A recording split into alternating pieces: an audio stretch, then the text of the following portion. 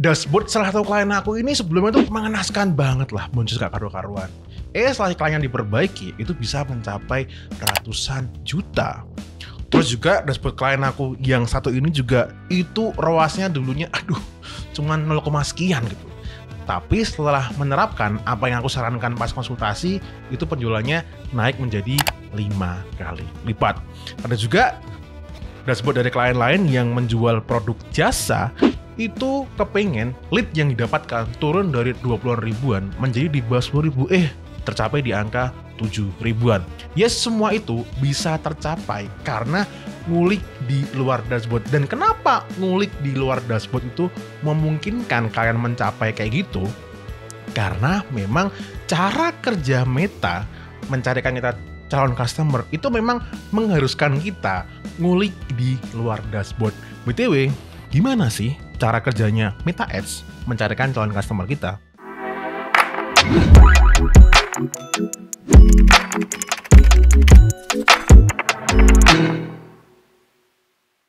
Langsung aja kita masuk ke pembahasan yang pertamanya ya. Guys, jadi kalau kalian ingin membuktikan, melihat dengan sendiri gimana caranya Meta ini bekerja mendatangkan calon customer ya. Yang pertama bisa kalian lakukan, pertama kalian bisa bikin satu campaign seperti ini dan gak ada campaign yang lain. Nah, ini kekurangannya yang cara pertama. Kalau kalian bisa melakukan ini, silakan lakukan. Kalau nggak bisa, skip nanti yang cara yang kedua ya. Nah, kalau teman-teman bisa, bikin aja campaign seperti biasanya. Kalian mau pakai yang budget di level adset seperti ini ya. Terus mau ngetes beberapa konten iklan di dalam adset, itu bisa, tapi intinya bukan di situ ya. Teman-teman nanti di bagian audiensnya ya, itu mau pakai Advantage Plus Audience itu juga boleh, yang settingannya audiensnya dibilang seperti ini.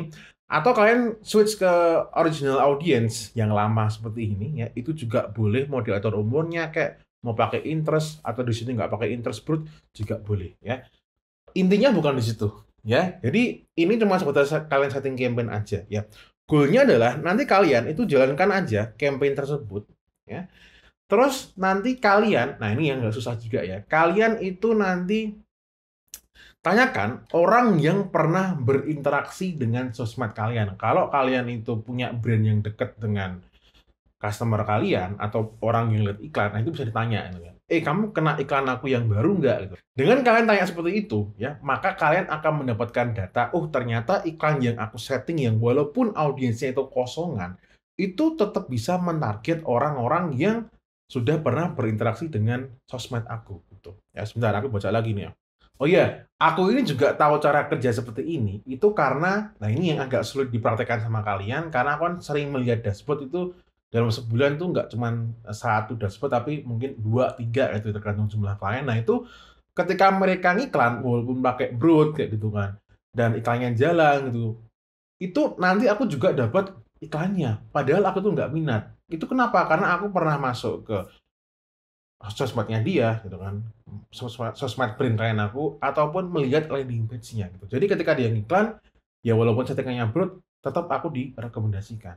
Cara yang kedua, kalian like, lihat ataupun follow suatu akun di sosmed, misalnya Instagram kayak gitu ya. Terserah apapun itu nanti somehow ya, iklannya dari brand tersebut ataupun dari brand-brand yang mirip-mirip itu nanti akan nyantol di feed kalian.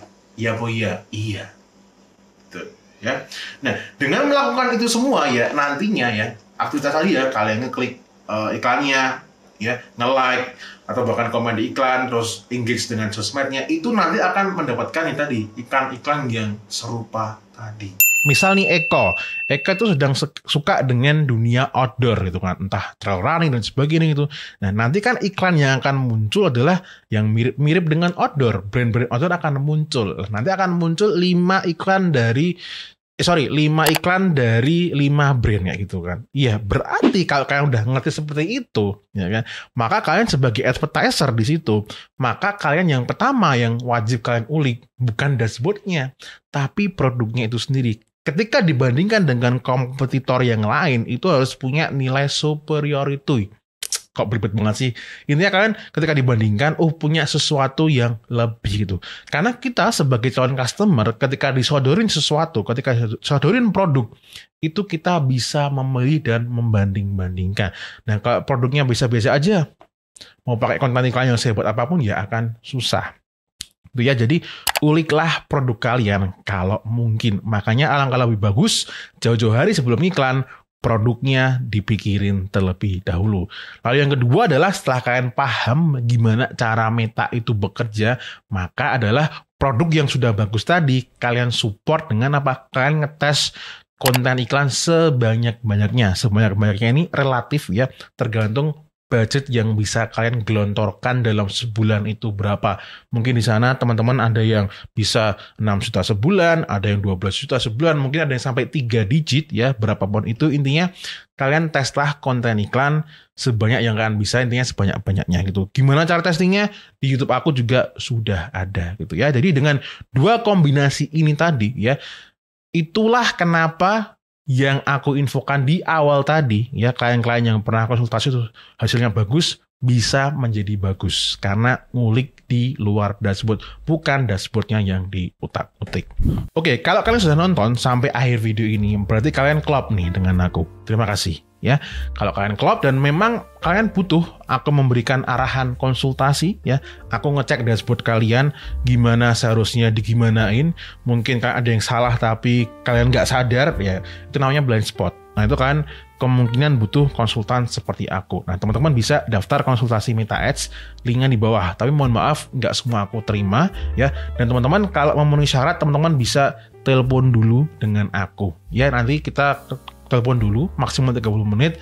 Apakah nanti sekiranya kita lanjut atau tidak ya. Tapi yang penting memenuhi syarat terlebih dahulu. Oke, begitu. Kalau cocok, kita akan ketemu di sesi konsultasi. Oke guys, gitu aja di Facebook Ads Anda Dukun Sales terbaru kali ini. As always, may we always live in prosperity. This is Fasik signing off. Bye-bye.